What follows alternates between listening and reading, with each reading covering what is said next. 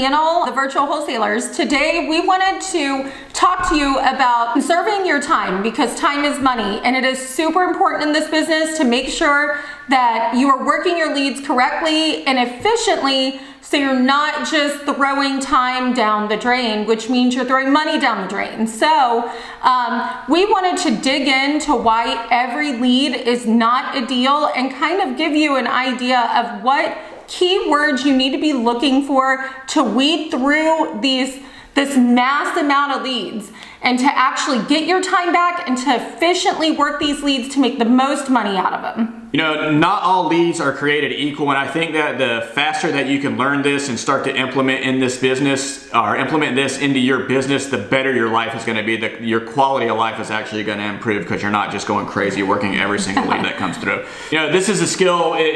Obviously, this skill does not happen overnight. It comes from repetition, hearing people, making the mistakes. But you know, the quicker that you can realize what is going on and learn how to analyze a deal correctly, it's just going to open up so much more time for you, and it's just going to enable you to focus on the deals or the leads that are actually deals and that you should nurture. So it really is going to do you a lot of good if you can really just start paying attention to the leads as they come in and working them accordingly. Don't just work every single lead. You need to look for a few certain things in each lead to make sure that it's a viable lead. It makes sense for your business, how you run your business. So today we're going to go over a couple things that I think that are super important that you should always look for in going through each lead. You know, if you just keep them in the back of your mind as you're working through your lead, it's going to give you a lot of insight and a lot of valuable info on how to move forward or how to proceed with the actual lead. It's likely that 90 to 95% of the leads that are pumped into your system are not going to be deals. So, you know, if you do any type of volume, or even if you don't do volume, you need to be able to quickly sort through your leads and figure out which ones are going to be viable and which ones are going to be able to make you money and which ones are not going to be able to make you money. And obviously the ones that aren't going to be able to make you money, you just want to, you know, put on the back burner or put them in some sort of follow-up system, and actually really focus your time and the energy on the ones that are actually going to close. You know, it really makes no sense, and I can tell you from experience, me and Shannon, we, just like any other new person, I think we would just get in our car every time somebody called. We'd be in our car driving out, so we would waste time, waste gas, just waste a bunch of valuable resources. And we knew, you know, there's got to be a hole somewhere. We keep getting out of these houses, and when we make an offer, you know, we keep getting told no, or the seller is not, they don't accept it, obviously. I think one of the biggest mistakes we made when we first started is we would make an offer on a house assuming that they owned it free and clear and that it had all this equity in it.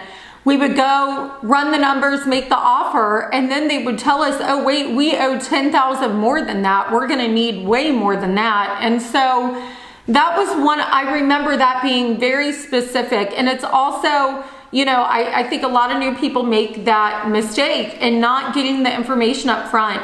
It's very, very important to make sure there's enough equity in the house for you to be able to wholesale it. And if the house is worth $150 and they tell you, look, I owe $145 on it, I mean, obviously that is not a deal. It's kind of a waste of time. Sure, you could take it subject to the existing mortgage, but in this particular situation, especially if you're new, I think you should really just focus on deals that have large amounts of equity. All those other tactics, those are like advanced tactics that come down the road, but I think when you're first starting out, it's imperative to really just focus on one thing, get good at one thing, and move on, especially in this game. In wholesaling, it's such a volume game. Like, you have to sift through so many things over and over again, and I can tell you there are going to be gurus out there that say, subject to this, take over the payments. Look, I get it, those deals, they do come along, but I promise you, in the wholesaling world, they are not the most common deals that come along. The most common are the ones that have large amounts of equity in it, to where the seller can take a discounted price for selling their property. So, you know, if we do come across situations where they owe,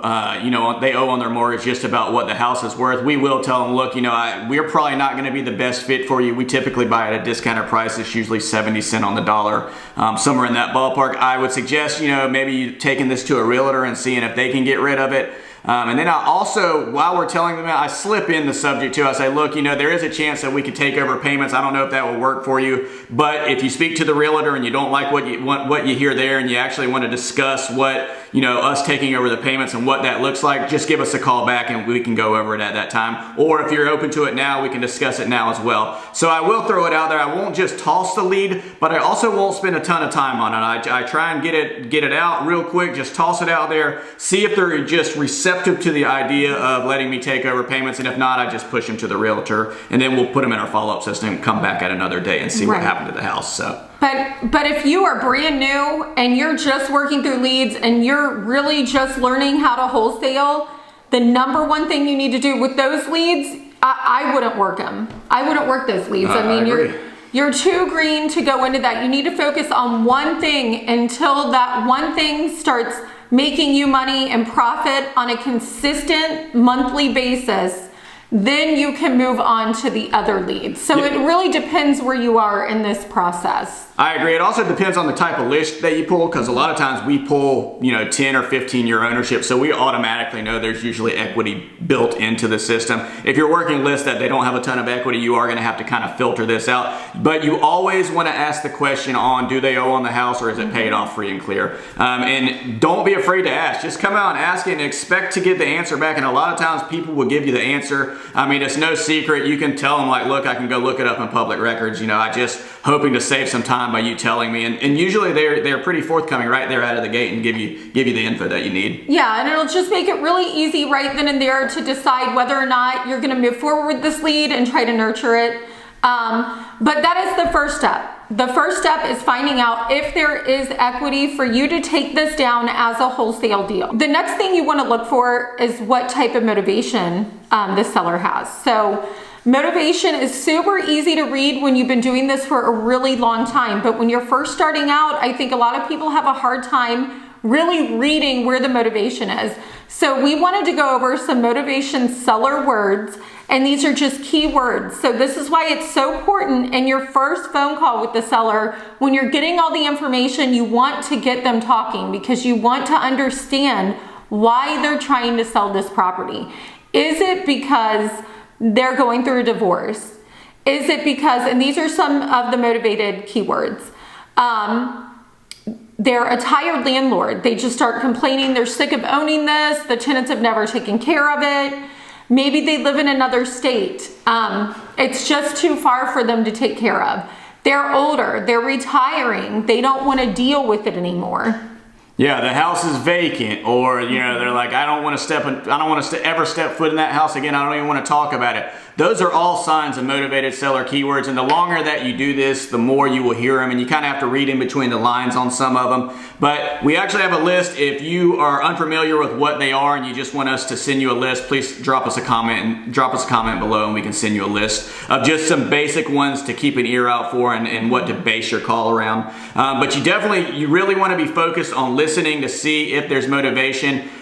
We just come out and ask, like, after we've gotten the description of the house, what we'll say next is, look, the house sounds exactly something like we would buy. You might have asked why you're selling it, why you're getting rid of it. Have you thought about rehabbing it yourself, or do you have anybody that wants to help you fix it up? And then once you ask that, a lot of times if you have any type of rapport in the conversation, they will absolutely tell you why. They'll be like, I don't have the money, or I don't have the time, or I don't feel like doing it. It's just been sitting there for years. I'm just completely over it. So not only do you want to hear the motivated seller keywords, you also, when you're filtering through your leads, you need to be listening for the non-motivated seller keywords as well. And what those sound like is, I just had a realtor come out and they told me they could get me this for the house, or, oh man, I put so much money in the house, I fix it up, I have all my sweat equity in it, I think I can get top dollar for it, or I'm scheduling an appraisal for next week. Those are typically, not 100%. I'm not saying these are 100%, but those are typically some of the words that are going to, it's usually not going to be a deal. I mean, you may get one if you continue down the sales process,